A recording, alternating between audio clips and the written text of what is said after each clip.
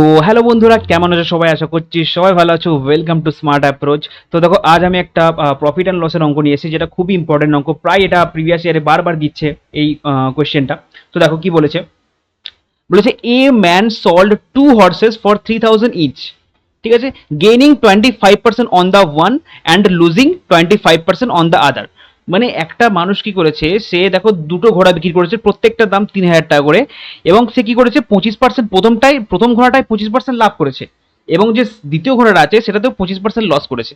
মানে same percent, দুটোই দেখো 25%, বাট একটাই প্রফিট করেছে, একটাই লস করেছে। তো এই ধরনের যখনই অঙ্ক থাকবে, যখনই এই টাইপের অঙ্ক তোমরা দেখবে, এই ধরনের অঙ্ক থাকলেই সেই অঙ্কটা জাস্ট 1 সেকেন্ডে সলভ হবে। তো কিভাবে করবে তোমরা দেখো, ভালো করে দেখে নাও প্রসেসটা। তো তোমরা একটা ফর্মুলা খালি মনে রাখবে, যে -x² বাই 100, -x² বাই 100, ব্যাস।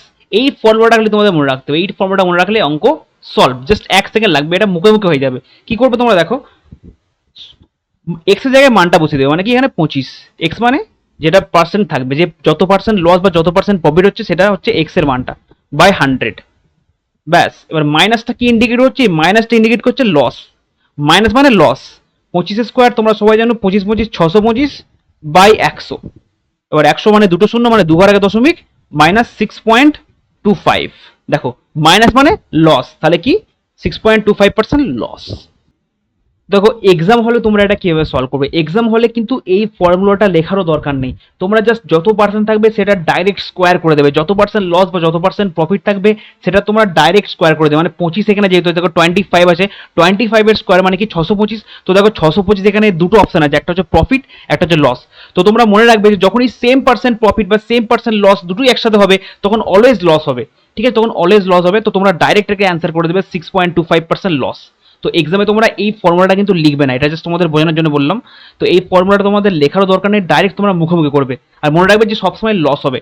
তো আশা করছি এই অঙ্কটা তুমি বুঝতে পেরেছো। তো এই অঙ্কটা যদি তোমরা বুঝে থাকো, তাহলে তোমাদের জন্য আমি এসএসসি সিএইচএসএল এর একটা অঙ্ক এনেছি, খুবই সুন্দর একটা অঙ্ক। তাহলে তোমরা ওই অঙ্কটা আমাকে কমেন্টে অ্যান্সার করে জানাবে, ঠিক আছে? তাহলে তোমরা এই অঙ্কটার অ্যান্সার আমাকে কমেন্টে অবশ্যই জানাবে। তো দেখা হচ্ছে আবার একটা নতুন অঙ্কের সাথে। Bye bye, thank you.